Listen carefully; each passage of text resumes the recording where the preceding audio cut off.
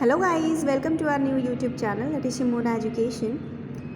So guys, today we'll continue the same chapter, The Tempest, chapter number 13 of class 7. So children, where we were कि वो जो राजा था king of duo Prospero, वो अपनी बेटी Mirinda को ये बता रहा है कि उसने ये फियरफुल स्टॉर्म को क्रिएट क्यों किया, क्या रीज़न था बिहाइंड दैट, है ना. On the ship over there are my enemies, my brother Antonio and the king of Naples. They will be cast ashore and I shall meet them face to face. They'll be in my power. They will be at my mercy. हुआ क्या कि ये जो fearful storm उसने create किया था वो सिर्फ इसलिए क्योंकि उसको अपने भाई को सबक सिखाना था और उसको अपना राज्य भी वापस लेना था, गेट बैक द ड्यूकडम, राइट. तो उसने अपनी बेटी को इंडिकेट करते हुए बताया कि ये जो सामने जो शिप दिख रहा है उसमें मेरे दुश्मन बैठे हुए हैं, मेरा ब्रदर एंटोनियो और वही किंग जिसने मेरे भाई का साथ दिया था मेरा राज्य हड़पने में, तो वो है king of Naples. They will be cast ashore and I shall meet them. अब देखिए, अब वो मेरे सामने, मैं उनका सामना करूँगा और अब वो मेरी दया में रहेंगे, अब वो मेरी पावर में रहेंगे और अब वो मेरी दया में रहेंगे. Prospero fell silent. He touched his daughter with his magic wand and made her fall asleep. Ariel had just appeared to tell his master what he had done with the passenger and crew of the ship. Miranda would have been alarmed if she had seen her father talking with the empty air. हुआ क्या, prosper थोड़ी देर के लिए शांत हो गया क्योंकि उसको ऐसा फील हो रहा था कि उसकी बेटी को शायद कुछ पता चल गया है उसकी स्पिरिट के बारे में, कि वो किसी जो भी विजिबल नहीं हो रहा है तो उस स्पिरिट से बात कर रहे हैं उनके फादर, तो उसको ये पता नहीं चलना चाहिए था. तो शायद उसको ऐसा फीलिंग आ रही थी कि उसकी बेटी को कुछ पता चल गया है, इसलिए उसने अपनी बेटी को, अपनी डॉटर को टच किया, अपनी मैजिकल पावर से उसको सुला दिया ताकि उसको जो भी है वो आगे का जो भी कुछ होने वाला है तो वो उसको पता ना चल पाए, इसलिए वो उसने अपनी मैजिकल पावर से उसको सुला दिया, उसको टच करके. एरियल आया, वही स्पिरिट जो मेन स्पिरिट थी जिस पर जो किंग ऑफ ड्यूक प्रॉस्पेरो विश्वास करता था, वही एरियल उसके सामने आया और अपने मास्टर को बता रहा है, बखान कर रहा है अपने मास्टर को. He was explaining each and everything that what he had done with the ship and the members of that the passengers of the crew of the ship. कि उसने मीन्स अपने मास्टर को ये बोलते हुए बोला कि उसने क्या किया है उन पैसेंजर्स के साथ जो कि उस क्रू मीन्स शिप के क्रू में बैठे हुए थे. Miranda would have been alarmed if she had seen her father talking with the empty air. और ऐसा लग रहा था जैसे कि मेरिंडा को कुछ पता चल गया है, उसको कुछ डाउट सा हो रहा था जब वो अब कुछ एम्प्टी मीन्स हवा से बातें कर रहे थे उसके फादर, तो उसको ऐसा लग रहा था कि कुछ उसके साथ मीन्स कुछ उसके फादर किसी से बात कर रहे हैं. Well my brave spirit how have you performed your task, Prospero asked Ariel. अब उसने अपने स्पिरिट से, उसने उसी स्पिरिट से बात करते हुए बोला कि अच्छा तुमने अपने टास्क को कैसे परफॉर्म किया है, प्रॉस्पेरो ने एरियल से पूछा. Ariel gave a lively descriptions of the storm and the terror its caused and how the king's son Ferdinand was the first to jump into the C.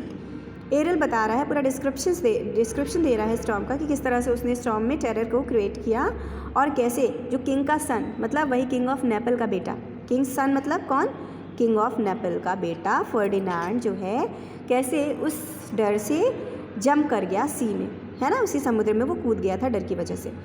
You have done well, my gentle spirit. Now go and bring the young prince here. My daughter must see him. Prospero ने बोला. उसने बोला बहुत अच्छा किया तुमने gentle spirit, बहुत ही अच्छा कमाल का काम किया है. अब तुम जाओ और उस प्रिंस को लेकर आओ जो कि सी में कूद गया था. फर्डिनांड नाम था उसका. उसने बोला कि जाओ उसको जल्दी से लेकर आओ. क्यों? क्योंकि मैं अपनी बेटी को उसे दिखाना चाहता हूँ. ये बात किसने बोली? प्रॉस्पेरो ने बोली उस जेंटल स्पिरिट से. प्रॉस्पेरो स्माइल कर रहा था, कुछ सीक्रेट थॉट्स थे उसके माइंड में, कुछ चल रहा था और वो स्माइल भी कर रहा था. कोई ऐसा कनिंग सा उसका इंटेंशन नहीं था कि वो किसी का बुरा नहीं चाहता था, वो सिर्फ अपना हक, अपना अधिकार जो उसका था, अपनी चीज़ें वो वापस चाह रहा था, वो किसी को हार्म पहुंचाना नहीं चाहता था. King of Duke that is Prospero. Prospero gave some other commands to Ariel and promised to free him after they had been completed. Ariel obediently flew off to where Ferdinand was sitting sadly on the rocks. Come, sir, follow me. Ariel commanded him. क्या हुआ कि Prospero ने फिर से उसी aerial को command दिया to aerial और प्रॉमिस किया कि अगर उसका जो भी वो अब काम देने वाला है या जो भी वर्क अब उसे देने वाला है, अगर उसने उस वर्क को बहुत ही ज़्यादा अच्छे से, मतलब ओबीडियंट तो वो था ही, उसने बोला एरियल से कि अगर अब वो जो उसको वर्क देने वाला है, अगर अब वो उसका वर्क अच्छे से कर लेगा, प्रॉपरली उसको फिनिश कर देगा, तो वो उसको आज़ाद कर देगा. राइट. तो aerial obediently flew off to where Ferdinand was sitting sadly on the rocks. Ariel जो था वो ओबीडियंटली उसकी बात मानते हुए उड़ गया और वो उस जगह पहुंचा, क्योंकि वो आत्मा थी, एक तरह का स्पिरिट थी, तो वो हवा में जा सकती थी, ठीक है ना। तो वो गया और उस जगह पर गया जहाँ पर फर्डिनेंड का बैठा हुआ था एक रॉक में, बहुत दुखी था वो। Come sir follow me, Ariel commanded him. अब उसका बेटा जो फर्डिनेंड था उसको ऐसा लग रहा था जैसे कि कोई उसको बुला रहा है, उसको ऐसी कोई फीलिंग आ रही थी और उसको अपने साथ जाने के लिए बोल रहा है। The young prince was astonished on hearing a voice coming from the empty air, but he obeyed. Ariel sang to lead him to Prosper and Miranda, who were sitting in the shade of a tree. अब वो young Prince को ऐसा लग रहा था, थोड़ा सा वो भौचक्का सा था कि कोई तो उसके साथ ऐसा अजीब सी चीज़ें हो रही हैं, उसको कोई ऐसी आवाज़ आ रही है जो उसको अपनी तरफ बुला रही है और हवा में उसको कुछ सुनाई पड़ रहा है, लेकिन सारी चीज़ें होते हुए भी वो उसको ओबे कर रहा था प्रिंस, और उसी हवा की आवाज़ के साथ साथ वो पीछे उसको फॉलो कर रहा था, जा रहा था। एरियल अपने उसी कोई मैजिकल सॉन्ग होगा उसको गाते गाते उसको लीड कर रहा था और उसको वहीं ले जाकर उसको खड़ा कर दिया जहाँ पर प्रॉस्पेरो और मिरांडा एक ट्री की शेड में बैठे हुए थे। Miranda saw Ferdinand first and could not believe her eyes. Except for her father, she had never seen a man before. "Oh, father, look at that beautiful creature!" she exclaimed. "Is it a spirit?" Mirinda ने जब उस Ferdinand को पहली बार देखा था, मतलब एक वो मिरिंडा ऐसी थी कि उसने अपने फादर के बाद किसी और पुरुष को देखा ही नहीं था। वो फर्डिनेंड ऐसा था जिसको उसने फादर के बाद पहला एक पुरुष था जिसको उसने देखा था, इसलिए उसको उसके आंखों पर विश्वास ही नहीं हुआ कि कोई इतना सुंदर सा और हैंडसम सा मेल पर्सन उसके सामने आ जाएगा। तो उसको ऐसा लगा जैसे कि वो भी कोई ब्यूटीफुल क्रिएचर है। उसने अपने फादर से ऐसे बोला कि ओ फादर, देखो ये कितना ब्यूटीफुल क्रिएचर है। उसने फिर एक एक्सक्लेमेशन देते हुए बोला कि क्या ये भी कोई स्पिरिट है? No child, it's not a spirit. It eats and sleeps just as we do. It's a man from the ship we saw. He's wandering about looking for his friend. उसने बोला नहीं बच्चा, ये कोई स्पिरिट नहीं है, ये भी वैसे ही खाता है जैसे हम खाते हैं, ये भी वैसे ही सोता है जैसे कि हम सोते हैं। ये एक मैन है जो कि शिप में था जिसको हम लोगों ने देखा था। तो वो अपने फ्रेंड की तलाश में इधर उधर भटक रहा है। Miranda was delighted with the sight of the handsome young prince. She thought all men had grey faces and grey beards like her father. Mirinda बहुत ज़्यादा खुश थी उस हैंडसम से यंग प्रिंस को देखकर, और उसको ये लगता था कि उसने सिर्फ अपने फादर को देखा, तो उसको लगता था जितने भी मेल पर्सन होते हैं वो ऐसे ही होते हैं, कैसे कि ग्रे फेसेस होता है उनका, और मतलब वो फेस जिनका फेस सीरियस रहता है हमेशा, और उनकी दाढ़ी होती है। तो उसको ऐसे ही था कि जितने भी मेल होते हैं वो ऐसे ही दिखते होंगे। लेकिन उसको देख करके वो थोड़ी सी एस्टॉनिश्ड हो गई थी। फर्डिनेंड वॉज अब फर्डिनेंड क्या था, फर्डिनेंड की क्या कंडीशन थी, फर्डिनेंड क्या था कि Ferdinand was astonished and finding so lovely a maiden in this wild and lonely spot.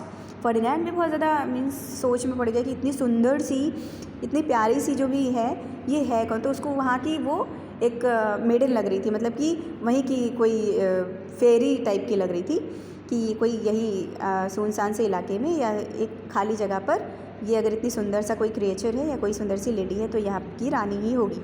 तो he took her for the goddess of the island and addressed her as one. तो उसको ऐसा लग रहा था कि ये इस आइलैंड की देवी है। फर्डिनेंड को ऐसे ही फील हो रहा था कि ये इस आइलैंड की देवी है, क्योंकि वो इतनी सुंदर थी और उसको इतनी सुंदर लग रही थी, और उसको उसी तरह से एड्रेस भी कर रहा था, उसको उसी तरह से ट्रीट भी कर रहा था। फिर Miranda told him timidly that she was no goddess but a simple maiden. उसने कहा, मिरिंडा ने उसको बहुत ही एक्साइटेडली उससे बोला कि अरे नहीं भाई, मैं कोई गॉडेस नहीं हूँ, मैं भी एक सिंपल सी मेडन हूँ। Prospero was very please that the two had fallen in love at first sight.